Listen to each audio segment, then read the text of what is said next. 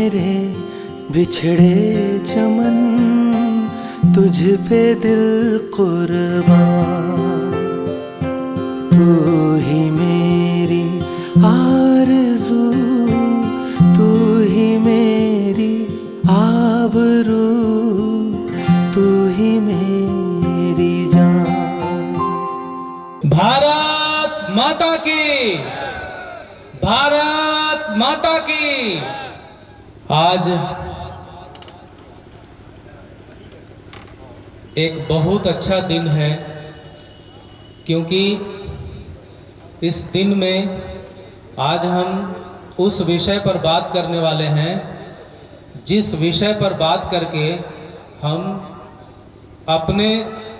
अपने विषय में मजबूत हो सकते हैं। नवादा जिला के बच्चे हैं, वे अपनी प्रतिभा का विकास करके और इस देश का नाम, अपने माँ बाप का नाम, अपने परिवार का नाम, अपने समाज का नाम, अपने गांव का नाम, अपने देश का नाम रोशन कर सके। उसी के तहत यह एक कार्यक्रम है। 3 घंटे अपने सारे काम को छोड़ करके और यह जो प्रोग्राम हो रहा है उसको देखें, क्योंकि इस प्रोग्राम से आपको एक नई ऊर्जा मिलने वाली है, आपका जीवन संवरने वाला है। क्यों? क्योंकि बहुत सारे लोग यहाँ आपके बीच में अपने सारे काम धाम को छोड़ करके और आपको एक मार्ग बताने के लिए आए हुए हैं। बहुत सारे लोग आ रहे हैं, बहुत सारे लोग आए हुए हैं, तो बारी बारी से उनका परिचय होगा और वे सब आपके बीच में अपनी अपनी बात को रखेंगे। भारत माता के माल्यार्पण एवं दीप प्रज्वलन के बाद हमारे यहाँ भारतीय संस्कृति में दीप का बड़ा महत्व है। संस्कृत वाङ्मय में कहा गया है, आत्मदीपो भव। अपने स्वयं दीपक बनो, किसी दूसरे के प्रकाश से प्रकाशित मत हो। हमारी संस्कृति कहती है अतिथि देवो भव, मातृ देवो भव, पितृ देवो भव, आचार्य देवो भव। ऐसी संस्कृति संसार में कहीं नहीं मिलेगी जिसमें सबको देवता के तुल्य बनाया गया है। हम पत्थर की मूर्ति को पूजा करने जाते हैं तो पहले अपने माता पिता की भी पूजा करनी चाहिए। इसीलिए पहले माता का स्थान देगा, मातृ देवो भव, पितृ देवो भव, तब दिया आचार्य देवो भव। और जिस जन्मभूमि पर हमारा जन्म हुआ है उस जन्मभूमि को भी हमें माता के समान पूजित करना है। ये अभी जो आपके सामने बोल रहे थे, ये है डॉक्टर प्रोफेसर मन्नू जी राय। मैं अपनी तरफ से एवं रंजीत जी की तरफ से डॉक्टर प्रोफेसर मन्नू जी राय को इस कार्यक्रम की अध्यक्षता की आग्रह करता हूं। जोरदार तालियां। ये हम लोगों को इनका मार्गदर्शन हमेशा से मिलता रहता है। मैं भी बहुत कुछ सीखा हूं और मैं चाहूँगा कि सबसे पहले डॉक्टर प्रोफेसर मन्नू जी राय जो इस कार्यक्रम के अध्यक्ष हैं, तो वो आपके सामने 2 शब्द रखें। हमारे यहाँ 4 वेद हैं, लेकिन आयुर्वेद को भी वेद के समान माना गया है। आयुर्वेद ये कहता है कि शरीर को स्वस्थ रखने के लिए संयम और नियम का अनुपालन करना चाहिए। अभी कोरोना वायरस का संक्रमण चल रहा है। इस कोरोना से बचने के लिए सामाजिक दूरी बनाए रखना है, एक दूसरे से बहुत निकट नहीं रहना है, मास्क का प्रयोग करना है। लेकिन कुछ युवकों को मार्गदर्शन मिलना चाहिए। हमारे बीच में अभी डॉक्टर सुमन जो इंडोनेशिया के रहने वाले हैं और भारत को उन्होंने अपनी कर्मभूमि बनाया है। आप जोरदार तालियों से उनका सम्मान करें। डॉक्टर सुमन एक ईसाई धर्मावलंबी होने के बावजूद उन्होंने भारतीय सभ्यता को, भारतीय संस्कृति को पढ़ा और और ये समझा कि विश्व को मानवता दिलाने के लिए यदि कोई संस्कृति है तो आर्य संस्कृति है, भारतीय संस्कृति है। और इसे इन्होंने स्वीकार किया और पूरे भारत में, विदेशों में आर्य संस्कृति का प्रचार करने के लिए, भारतीय संस्कृति का प्रचार करने के लिए यहां पर उपस्थित हैं। मैं चाहता हूं कि आप इतनी तालियों की गड़गड़ाहट से इनका सम्मान करें कि इंडोनेशिया जो इनकी जन्मभूमि है वो वहां तक तालियों की आवाज पहुंचे। हमारी 3 बेटियां, मैं उनसे निवेदन करूंगा, अनुष्का किशोर आइए, प्रज्ञा शरण और शिवानी आनंद, ये तीनों आपके सामने एक गीत रखेगी।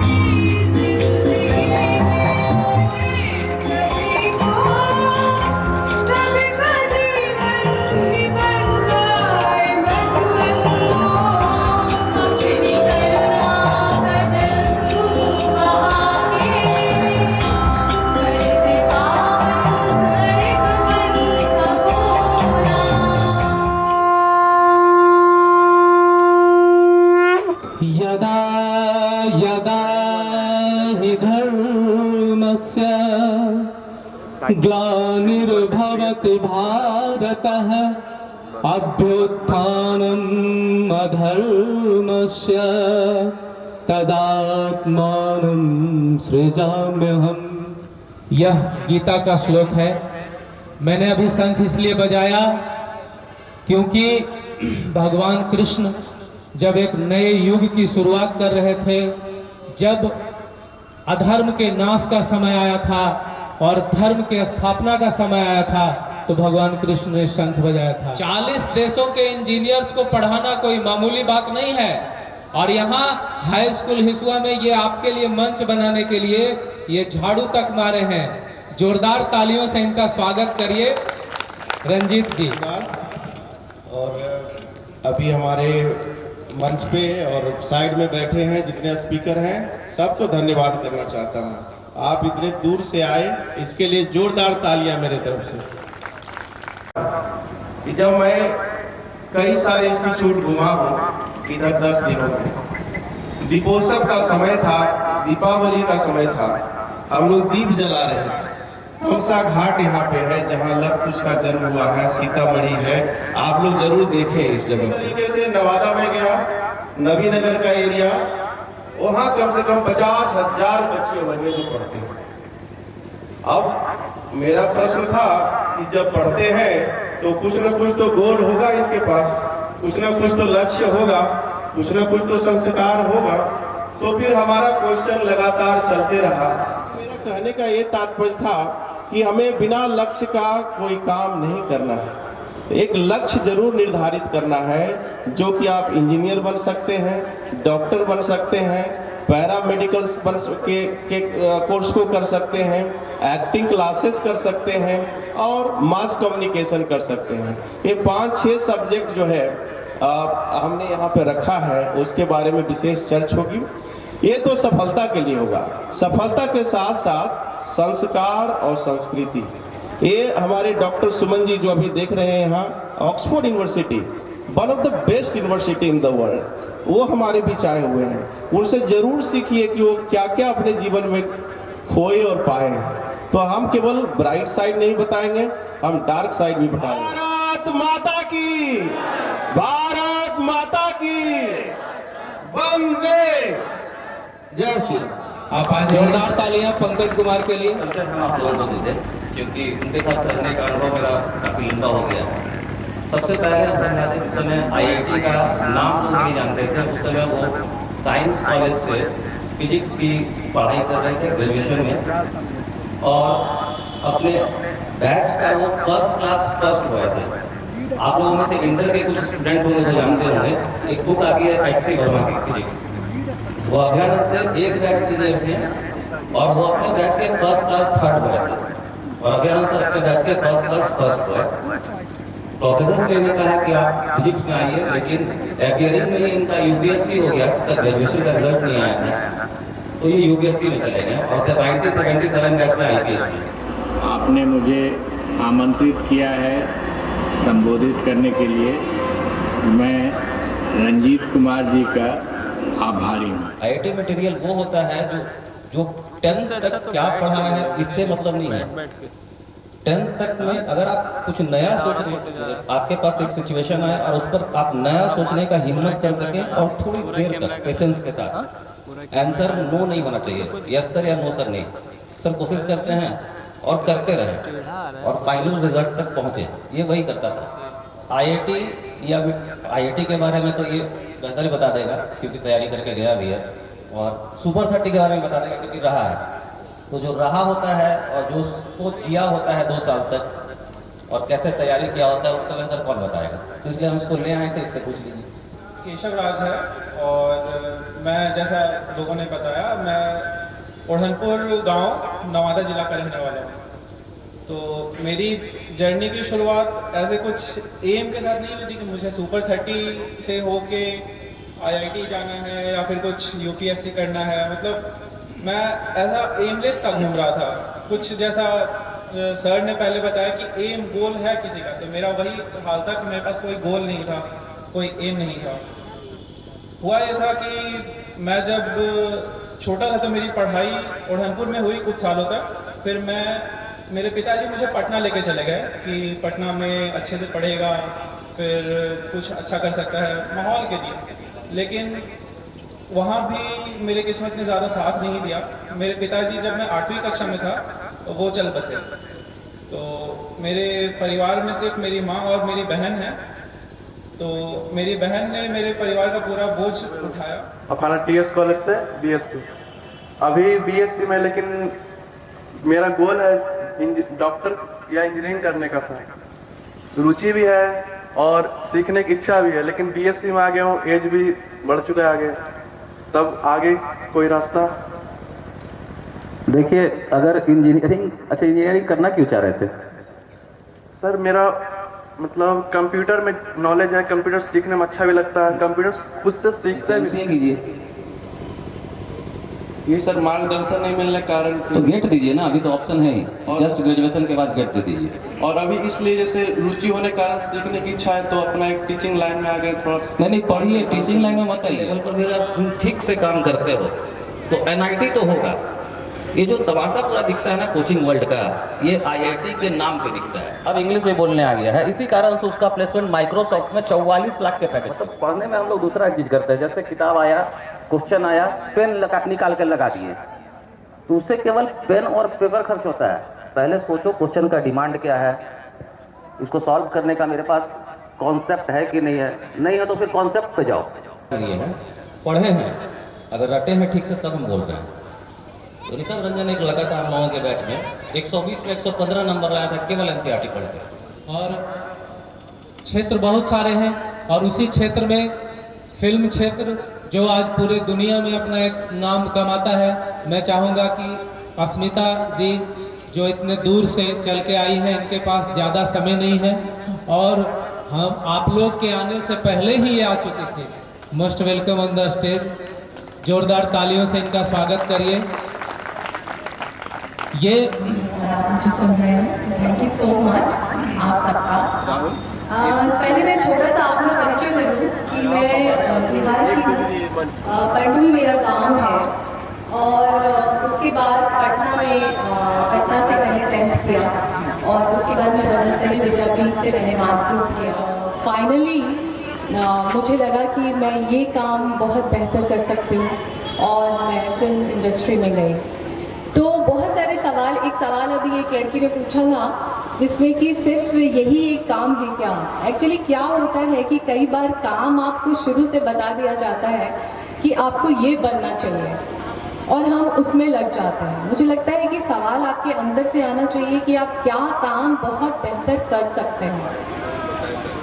जी हाँ, आप क्या काम बहुत बेहतर कर सकते हैं और आप उसी को कीजिए और उसी में आप दक्षता हासिल कीजिए। मुझे ये पता होने में बहुत वक्त लग गया कि मैं बहुत अच्छी एक्टर हो सकती हूँ या मैं एक्टर हो सकती हूँ, क्योंकि घर में किसी तरीके का गाइडेंस नहीं था, ना ही इस तरीके का कोई इंस्टीट्यूशन था जहाँ से मैं सीख सकती थी। लेकिन उसके बाद भी एक इनर था जो काम कर रहा था कि ये काम, ये दिशा मुझे अच्छी लगती है। अगर आप लोग टेलीविज़न देखते होंगे तो आपने मुझे बहुत सारे बड़े शोज़ में देखे होंगे, जैसे बालिका वधू मेरा सबसे बड़ा शो था। उसके बाद मन की आवाज़ प्रतिज्ञा एक शो आता था स्टार प्लस पे, जिस पे मैंने ठाकुराइन का रोल प्ले किया था। वो काफ़ी पॉपुलर हुआ था और 3 साल मैंने आइटा लिया उसके लिए, जो इंडियन टेलीविज़न एकेडमी का सबसे बड़ा अवार्ड होता है। उसके बाद मैं मेकिंग में भी आई और मैंने टॉयलेट इशू पे, औरतों की जो प्रॉब्लम्स होती है उस पर मैंने 2015 में एक फिल्म बनाई जिसका नाम था गुट्रू गुटरू, जिसको बहुत क्रिटिकली एक्लेम्ड किया गया और काफ़ी तारीफ मिली। और अभी मैं एक दूसरी फिल्म करने आई हूँ, तो वो उसका विषय भी बहुत नया है और राष्ट्रहित और समाज हित से जुड़ा हुआ है। और वन लाइन में कहूँ तो आत्मनिर्भर भारत इसका सब्जेक्ट है जिस पे मैं अभी काम कर रही हूँ। तो अब मैं ये चाहूँगी कि मैंने अपना परिचय दे दिया, साथ में मैं ये भी बताना चाहूँगी कि मेरे पास वो सारे गाइडेंस नहीं थे, वो दिशा नहीं थी। मैंने अपनी दिशा खुद ढूंढी और उस दिशा में मैं आगे बढ़ी। लेकिन अभी चूँकि आप लोग अगर लगता है कि ये काम आप बेहतर करना चाहते हैं, और सिर्फ इसलिए नहीं क्योंकि फिल्मी दुनिया बहुत चकाचौंध की दुनिया है और आपको बहुत अट्रैक्ट करती है और आप उसमें जाना चाहते हैं, इसलिए ना जाएं, क्योंकि वहाँ से फिर आप खाली हाथ ही वापस आएंगे।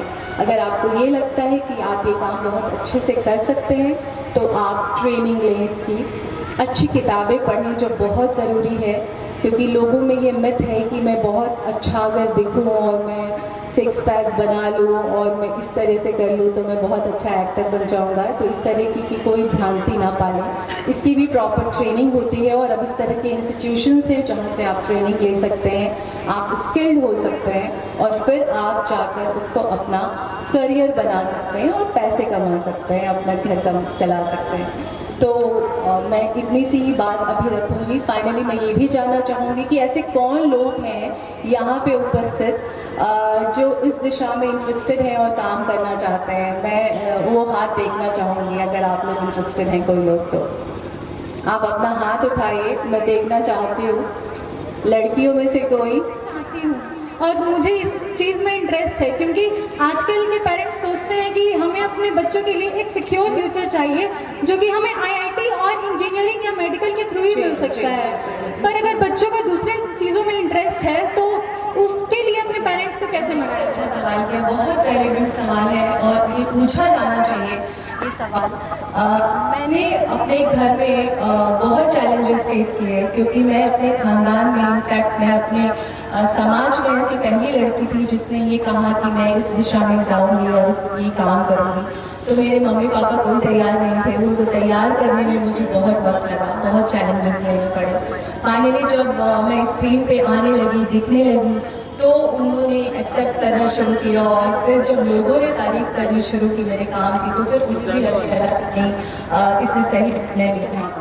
और नागरिक होने के नाते, एक्टर होने से पहले हम एक इंसान हैं, एक नागरिक हैं, बाद में फिर हमारा प्रोफेशन आता है। तो हमेशा हमें वही काम करना चाहिए जो हमारी सोसाइटी को कुछ देता हो, कोई मैसेज देता हो।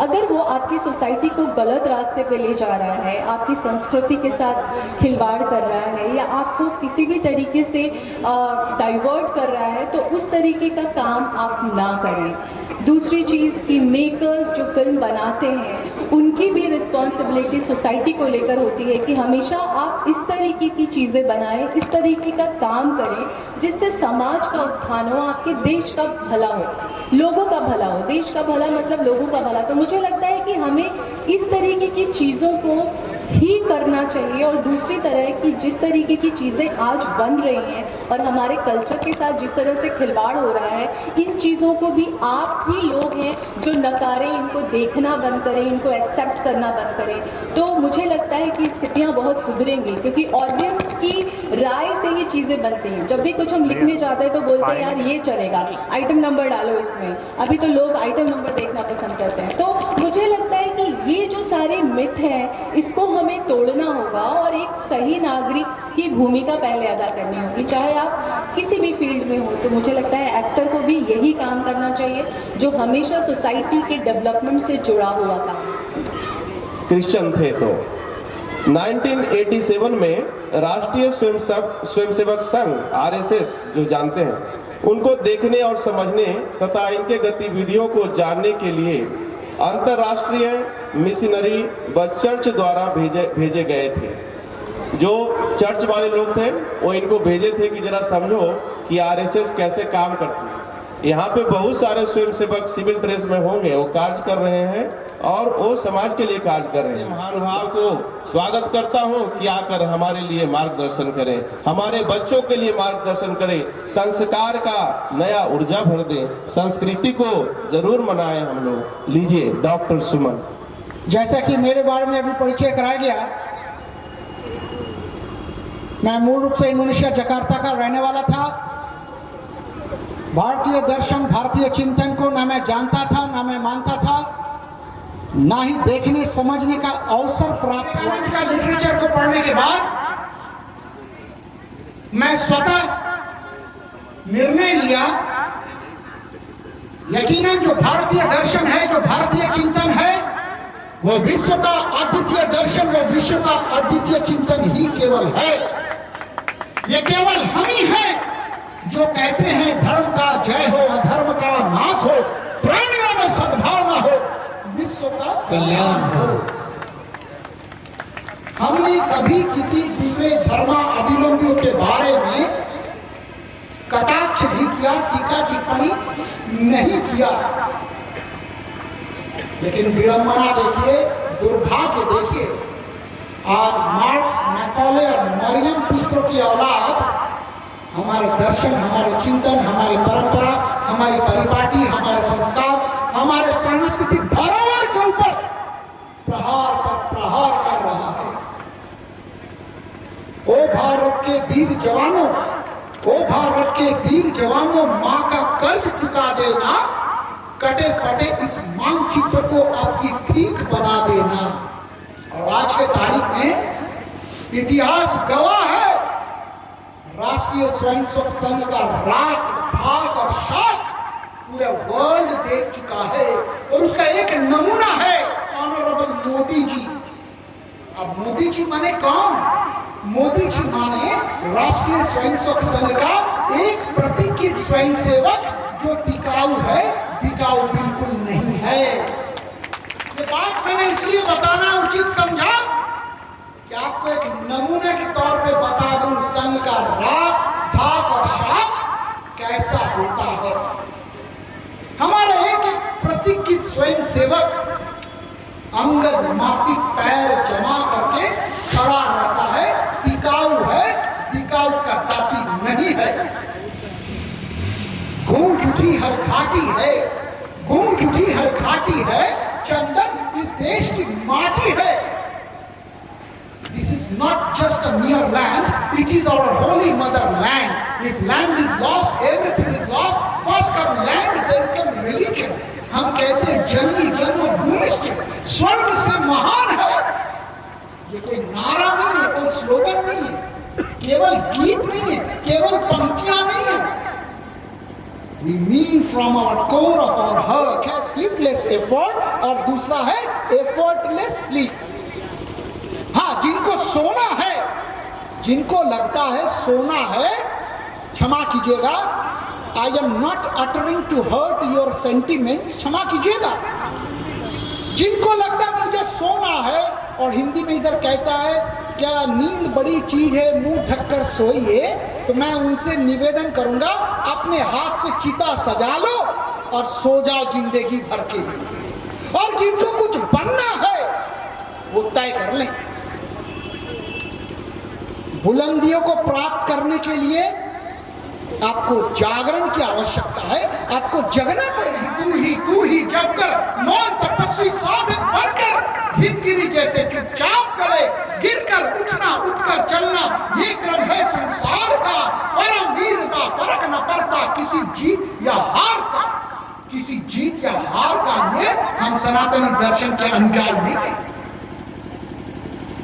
एक सच्चे सनातनी होने के नाते we never try to hurt other sentiments। एक सच्चे सनातनी होने के नाते हमने कभी किसी दूसरे धर्मावलंबी के बारे में टीका टिप्पणी नहीं किया। लेकिन इतिहास गवाह है, मार्क्स, मैकॉले और मरियम पुत्रों के औलाद हमारे ऊपर प्रहार कर रहा है। हमारा दर्शन, हमारा चिंतन, हमारा परंपरा, हमारी परिपाटी, यहाँ तक हमारे संस्कार, हमारे सांस्कृतिक धरोहर के ऊपर प्रहार कर रहा है। हमारे हनुमान जी के बारे में, सीता माता जी के बारे में पता नहीं क्या क्या शब्द वो जोड़ते चले जाते हैं, और हम कायरों के भांति सहजता के साथ उसे बढ़ावा दे रहे हैं। वेद का जो चिंतन है, वेद में जो वर्णित है, उन वेद में जो श्लोक है, भगवत गीता है, वो एक एसेंस ऑफ लाइफ है। गीता ओनली फॉर हिंदूज ऐसा बिल्कुल नहीं है। Gita for all, Gita for, Bhagavad Gita for all. अभी मैं अगर आपसे पूछ लूं, तनी देखे जरा कौन कौन भगवत गीता को खाली दर्शन किए हैं, जरा हाथ उठाइए। जो लोग भगवत गीता को केवल देखे हैं, अभी पढ़े हैं नहीं पूछ रहे हैं, खाली थोबड़ा देखे हैं, जरा हाथ उठाइए। आप देखिए गिने चुने लोग, मंच वाले तो पक्के हैं, बाकी इधर है सब कच्चे हैं। जो खाली गीता को देखें, अभी अगर मैं पूछ दूं एक आध को श्लोक बताइएगा तो गूगल चाचा का मदद लेना चालू कर दीजिएगा।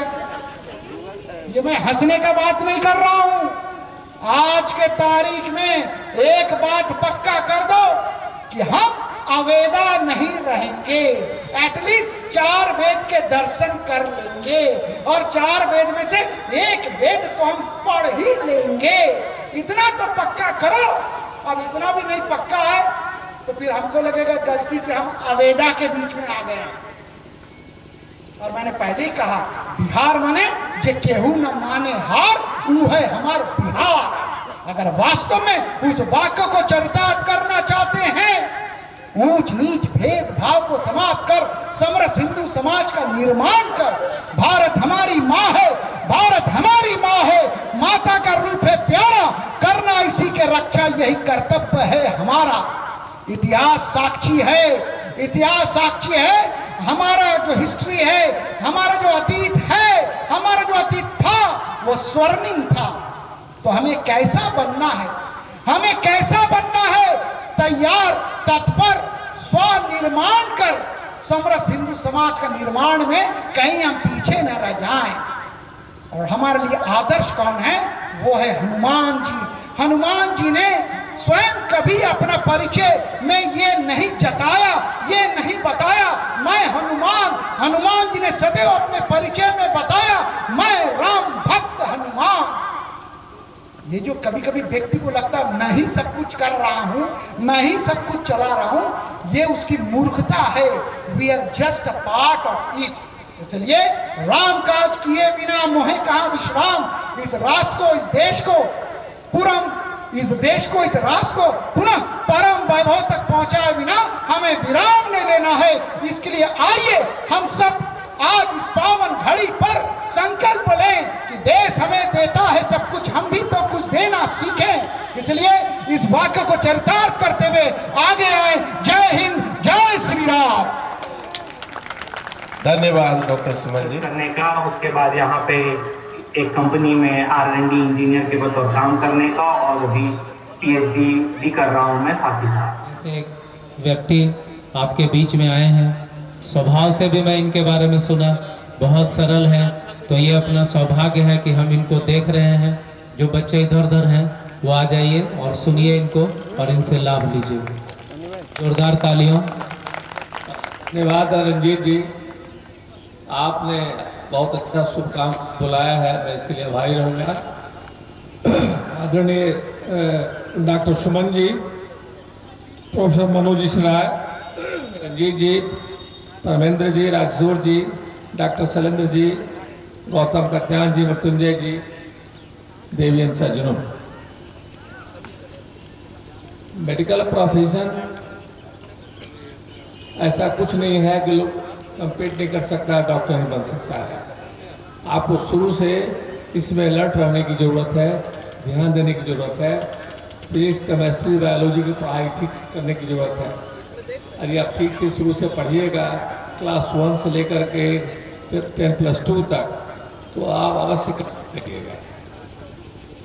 मैं एक किसान का लड़का, लोधीपुर गांव में रहने वाला, नर्मदा जिला का, मैं नालंदा मेडिकल कॉलेज में मेरा एडमिशन हुआ, फिर MS ऑल इंडिया में मेरिट्स गए, और अभी बिहार मेडिकल काउंसिल का रजिस्ट्रार हूँ, तो तक मेडिकल काउंसिल ऑफ इंडिया का मेंबर रहा हूँ, नेशनल मेडिकल कमीशन का मेंबर हूँ, और ऑल इंडिया IMA का प्रेसिडेंट हूँ।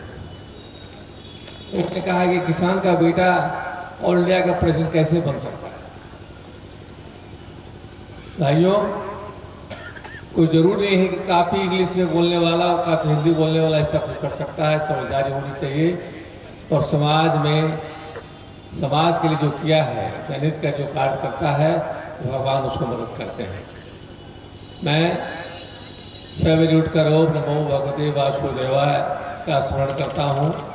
किसी भी ऑपरेशन करने के पहले मैं उनका स्मरण करता हूँ, कुछ स्मरण करता हूँ, और जो 10 ऑपरेशन करने वाला, मेरा सब ऑपरेशन सक्सेसफुल होता है। भाइयों, हमारे खिलाफ 7-8 डॉक्टर थे बॉम्बे और तेलंगाना के, आंध्र प्रदेश के, दिल्ली, सब लोगों ने हमारे फेवर में विड्रॉ किया। इंडियन हिस्ट्री फर्स्ट और सेकंड ऐसा है जो मैं अनकंटेस्टेड ऑल इंडिया का प्रेसिडेंट बना। इसलिए हमारा कहना है कि आप लोग सभी बन सकते हैं, सब कुछ बन सकते हैं। पढ़ाई में ढिलाई नहीं करना चाहिए। अपने के दिन रात अपना देखते हुए, मोबाइल देखते हुए, इससे आपको दिक्कत होगी, आप लाइफ में नहीं ठीक से पढ़िएगा। एटलीस्ट आपको 12, 14, 18 घंटा तक मेहनत करिएगा, तब एक बार में आप नेट कॉम्पिटिशन कंप्लीट करिएगा। बहुत टफ कॉम्पिटिशन।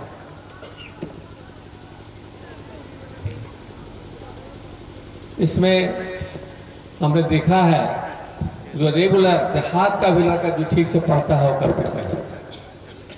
अब मेडिकल साइंस में डॉक्टर ही ऐसा है, डॉक्टर ही ऐसा चीज नहीं है। अब उससे अच्छा नंबर नहीं आया तो डेंटल में आप जा सकते हैं, डेंटल में भी आप नहीं अच्छा किए हैं तो आयुर्वेद में जा सकते हैं, उसमें नहीं तो आप वेटनरी में जा सकते हैं। सब एक ही कॉम्पिटिशन से होता है। इन्होंने घर घर जाकर और शिक्षा का अलख जगाया है, घर घर जाकर के, और माताओं और जो बच्चे के जो माता, बच्चे के जो पिता थे, वे भी अगर अनपढ़ थे तो इन्होंने उनको भी कहा कि आप साइन करोगे खुद से, तभी हम आपके बच्चे का एडमिशन लेंगे। अब सोचिए ये कितनी बड़ी पहल है। तो इन्होंने शैक्षणिक जंक्शन का भी निर्माण किया, और विद्यालय को आकर्षक बनाने के लिए इन्होंने बहुत मेहनत किया, और आज इन्हीं के मेहनत का प्रताप है कि आज पूरा बिहार के सारे विद्यालय बहुत अच्छे हो गए। अब मैं विनय प्रभाकर जी से चाहूंगा कि वे आपका मार्गदर्शन करें। विनय प्रभाकर, बहुत बहुत धन्यवाद। आज का कैरियर कॉन्फ्रेंस का जो आयोजन किया गया, इसमें हमारी सहभागिता जो आज हमें मिल रही है, इसके लिए रंजीत सर को बहुत बहुत धन्यवाद, और आप सभी साथियों को भी बहुत बहुत धन्यवाद। आज के शिक्षा के माहौल में जो गांव गरीब के बच्चे जो सरकारी विद्यालय में पढ़ते हैं, निश्चित रूप से उनका बेसिक कमजोर होता। हमारा ध्यान वहाँ था, और विद्यालय में शिक्षक आज के कैसे हैं वो तो हम लोग देख ही रहे हैं। ये दरवाजे सबसे अधिक घूमने वाला कोई शख्स है तो वह जितेंद्र जी है, जो हमारे विद्यार्थी। वे मंच पर आ नहीं सकते थे तो शबरी राम के पास नहीं जाती है, राम को शबरी के पास जाना पड़ता है। और हमारे इंडोनेशिया के, वर्तमान में भारत के डॉक्टर सुमन कुमार जी ने, रंजीत जी ने, सिंगापुर वाले ने, डॉक्टर सहजानंद जी ने उन्हें सम्मानित किया और उनका उत्साह वर्धन किया। इस अवार्ड इन्होंने जीते हैं। तो जो बच्चे खेल की दुनिया में अपना भविष्य बनाना चाहते हैं वो इनसे सुनेंगे। बहुत जोरदार तालियां संतोष कुमार वर्मा, आदर्श इंटर विद्यालय सिरदल्ला के लिए। संतोष कुमार वर्मा जी, जोरदार तालियां इनके लिए। खेल की दुनिया में जाने वाले, इच्छा रखने वाले बच्चे, इनको जरूर सुनिए और ये आपको टिप्स बताएंगे कि कैसे आपके खेल की दुनिया में अपना झंडा गाड़ सकते हैं। संतोष कुमार वर्मा, परिचय दे दूं, मैं संतोष कुमार वर्मा आदर्श इंटर विद्यालय सिरदला में शारीरिक शिक्षक के पद पर हैं और अब तक के टोटल 25 राष्ट्रीय स्तर की प्रतियोगिता में हमने भाग लिया है, खिलाड़ी के रूप में, कोच के रूप में, टीम मैनेजर के रूप में। उसमें कई ऐसे प्रतियोगिताओं में बिहार टीम को पदक भी प्राप्त हुए हैं। आज नवादा जिले में जितने सारे खेल प्रतियोगिता का आयोजन होते हैं, चाहे वो कबड्डी हो, खो खो हो, कुश्ती हो, हैंडबॉल हो, एथलेटिक्स हो, उन सभी प्रतियोगिताओं का जिला स्तर का जो कार्यक्रम होता है उसको संचालित करने का हमें अवसर प्रदान होता है। जिले की टीम जब राज्य स्तरीय प्रतियोगिता में जाती है तो उन्हें जिला से प्रशिक्षित कर राज्य स्तरीय प्रतियोगिता, राष्ट्रीय प्रतियोगिता तक उन्हें पहुंचाते हैं। अब तक नवादा जिले से कम 100 से ज़्यादा ऐसे खिलाड़ी हैं जो राष्ट्रीय प्रतियोगिता में भाग ले चुके हैं और उन्हें हम प्रशिक्षण देने का हमें अवसर प्राप्त हुआ है। ये बहुत ही सौभाग्य है। मैं धन्यवाद देना चाहता हूँ रंजीत जी को, जिन्होंने ऐसे कार्यक्रम का आयोजन हिस्वा क्षेत्र में मौका दिया। और भले ही यहाँ के लोग उससे फ़ायदा ना उठा पाएँ, ये अलग बात है, लेकिन इस तरह का कार्यक्रम में लोग अपना इंटरेस्ट नहीं ले पाते हैं। वही अगर हम खेल कार्यक्रम करवाएंगे, यहाँ क्रिकेट होता तो इस वक्त का खचाखच मैदान भरा हुआ होता। ये सच्चाई है, हम बोलने से इसे इनकार नहीं कर सकते हैं। तो बिल्कुल दुनिया पहले कहती थी कि खेलोगे कूदोगे बनोगे खराब और पढ़ोगे लिखोगे तो बनोगे नवाब, लेकिन अब ऐसा नहीं रह गया है, अब उसका उल्टा हो गया है। खेलने कूदने वाले भी आज नवाब बन रहे हैं और जो कम समय देकर सिर्फ गार्जियन से ठगते हैं कि हम पढ़ने जा रहे हैं और उस नाम लेकर वो पढ़ते नहीं हैं, समय को बर्बाद कर रहे हैं, वैसे विद्यार्थी, वैसे युवा साथी हमारे रास्ते से भटक रहे हैं। उनको रास्ते पर आना होगा, क्योंकि अगर वो रास्ते पर नहीं आएंगे तो कल के दिनों में वो भी एक परिवार का हिस्सा होंगे और उन्हें काफ़ी कठिनाइयों का सामना करना पड़ेगा। आप राहुल वर्मा जी से सुनिए फिल्मी दुनिया के बारे में। हम एक बड़ा कार्यक्रम आयोजन करते हैं। मैं अपने बारे में बता दूं कि हमने अपनी शुरुआत 5 साल पहले की थी और बहुत सारी कठिनाइयां हमारे लाइफ में आई। मैं बता दूं कि मैंने काफ़ी सारे सीरियल्स में भी काम किया है, जैसे कि आप लोग देखते होंगे इश्कबाज सीरियल जो स्टार प्लस है, मेरी आवाज़ ही पहचान है NTV पे, UTV बिंदास पे ये है आशिकी। कई सारे सीरियल्स में काम किया, बहुत सारे डायरेक्टर्स के साथ काम किया। उसके बाद बहुत कुछ सीख करके मैंने सोचा कि क्यों ना हम नवादा, अपने क्षेत्र को, अपने बिहार को आगे बढ़ाएं। फिर जितनी भी हमने सीखी वो आकर यहाँ हमने प्रयोग किया और कई सारे लघु फिल्म हमने बनाए यहाँ पर। और मैं बता दूं कि अभी जैसा कि सर ने बताया कि 50 से ज़्यादा अवार्ड मुझे मिल चुके हैं, सिर्फ इंडिया में ही नहीं बल्कि अमेरिका में, फिलीपींस में, बांग्लादेश में और भी बहुत जगह मुझे मिली है। मार्गदर्शन देने के लिए पटना से यहाँ तक चल के आए, इसके लिए हम पूरा टीम इनका बहुत बहुत अभिनंदन करते हैं, स्वागत करते हैं। और एक चूँकि अभ्यानंद सर आ नहीं पाए, इसलिए मैं पंकज जी से निवेदन करूँगा कि ये उन्हें जा कर के दे देंगे। बहुत बहुत धन्यवाद।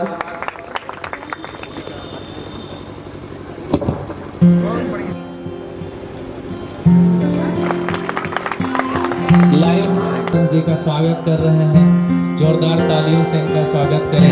मेरे प्यारे वतन है मेरे बिछड़े चमन, तुझ पे दिल व्यक्तित्व की निशानी है। तू ही मेरी आरज़ू, तू ही मेरी आबरू, तू ही मेरी जान। है मेरे प्यारे वतन है मेरे बिछड़े चमन, इनके लिए तुझ पे दिल कुर्बान, भोजन करके ही जाएंगे। तू ही मेरी, ये तीनों बच्चियों ने जो गीत गाए हैं बहुत ऊर्जावान गीत है। तू ही मेरी, इनके लिए इनको सम्मानित किया जा रहा है। जोरदार तालियां है मेरे प्यारे वतन है मेरे बिछड़े चमन, तुझ पे दिल कुर्बान।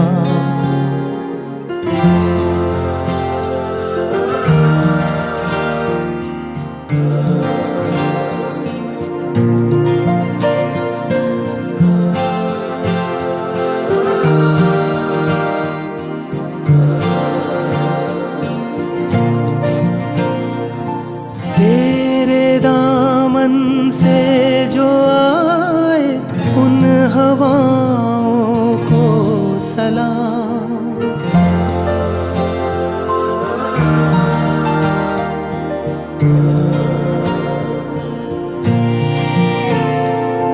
तेरे दामन से जो आए उन हवाओं को सलाम। झूम लूं मैं उस जुबां को जिस पे आए तेरा नाम, सबसे प्यारी सुबह तेरी, सबसे रंगी तेरी शाम, तुझ पे दिल कुर्बान। तू ही मेरी आरज़ू, तू ही मेरी आबरू, तू ही मेरी जान। मेरे प्यारे वतन है मेरे बिछड़े चमन, सुखिनः सर्वे भवन्तु सुखिनः, सर्वे सन्तु निरामयाः, सर्वे सन्तु निरामयाः, सर्वे भद्राणि पश्यन्तु, सर्वे भद्राणि पश्यन्तु, मा कश्चित् दुःखभाग् भवेत्, मा कश्चित् दुःखभाग् भवेत्। ॐ शान्ति शान्ति शान्ति। ओम शांति शांति शांति। आग्रह है सभी लोग भोजन करके ही जाएंगे।